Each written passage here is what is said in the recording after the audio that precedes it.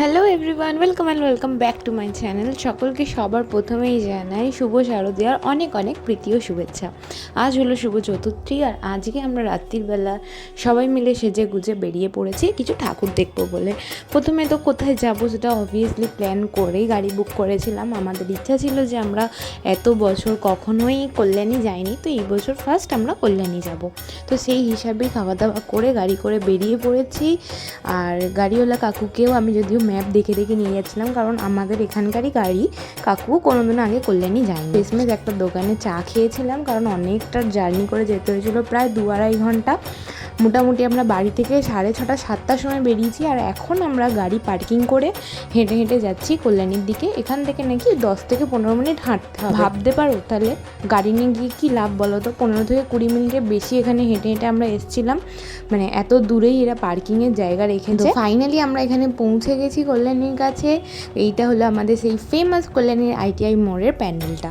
তোমরা নিশ্চয়ই এতদিনে সবাই জেনে গেছো, খুবই ফেমাস, খুবই ভাইরাল। এতটাই দম আছে বলা চলে যে কলকাতার মানুষ এখন কল্যাণী বলতে পাগল, সবাই আসে। তো হ্যাঁ, আমরাও সেজন্যই গেছি। আর প্যান্ডেলটা দেখে মানে খুবই ভালো লেগেছে, খুবই সুন্দর প্যান্ডেল। আর ভেতরের ঠাকুরের প্রতিমা নিয়ে তো কোনো কথাই হবে না। তবে হ্যাঁ, যে কথাটা না বললেই নয়, যে আমি ভেবেছিলাম এটা হয়তো প্রথম রবিবার বলে অতিরিক্ত ভিড় হবে, একদম চিড়ে চিপতে যাব, বাট সেরকম কোনো কিছু ছিল না। রাত্রিবেলা হয়তো হতে পারে, এত রাত বলেও ভিড় কেটে যেতে পারে। 10:30 এরকম বেজে গেছিলো আমাদের প্যান্ডেল দেখতে দেখতে। বাট ওখানে সিকিউরিটি গার্ডরা একটুও দাঁড়িয়ে মানে ছবি ভিডিও করে রিলস দেখে আমিও ভেবেছিলাম যে হয়তো একটু শান্তিতে ছবি তুলতে পারবো, বাট সেখানে গিয়ে দেখি কোনো রকমভাবেই কোনো ছবি ভিডিও মানে খুবই অসুবিধা হচ্ছিলো তুলতে। বাট তারও মধ্যে আমরা যে এত ফাঁকায় ফাঁকায় দর্শন পেয়েছি, এটাই আমাদের কাছে অনেক। প্রতিমা দর্শন দেখো, তোমাদেরকেও করিয়ে দিলাম। যারা তোমরা যেতে পারো না তারা এখান থেকেই ভালোভাবে নমস্কার করে নাও মাকে দেখে। মায়ের প্রতিমার রূপ এত সুন্দর ছিল আর এত গয়না দিয়ে সাজানো ছিল যে বলার মতন নয়। কিন্তু সিকিউরিটি আর পুলিশদের ব্যবহার অবভিয়াসলি ভালো ছিল না। তারপর ওখান থেকে গাড়ি নিয়ে আবার এক জায়গায় চলে গেছিলাম, সেটা হচ্ছে আমাদের কল্যাণীর আর এক ফেমাস যে A9 স্কোয়ারের পার্কের যে ঠাকুরটা, সেটা।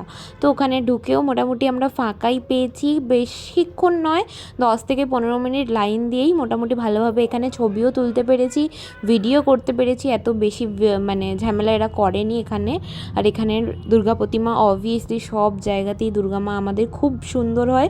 তারপর অনেকটা রাস্তা আসার পর জ্যাম ট্যাম পেরিয়ে আমরা একটা রেস্টুরেন্টে ঢুকি, কারণ অবশ্যই খেতে তো হবেই, রাত্রিরে আমরা তো কিছু খেয়ে যাইনি। তো দিল্লি রোডে আসার পরে এই রেস্টুরেন্টটা দেখতে পারি, একটা ফ্যামিলি রেস্টুরেন্ট ছিল। আদারওয়াইজ এত রেস্টুরেন্ট দেখেছি যেগুলো সবই বার কাম রেস্টুরেন্ট ছিল, তাই জন্য ওগুলো আমরা অ্যাভয়েড করে একটা ফ্যামিলি রেস্টুরেন্টে এসেছি।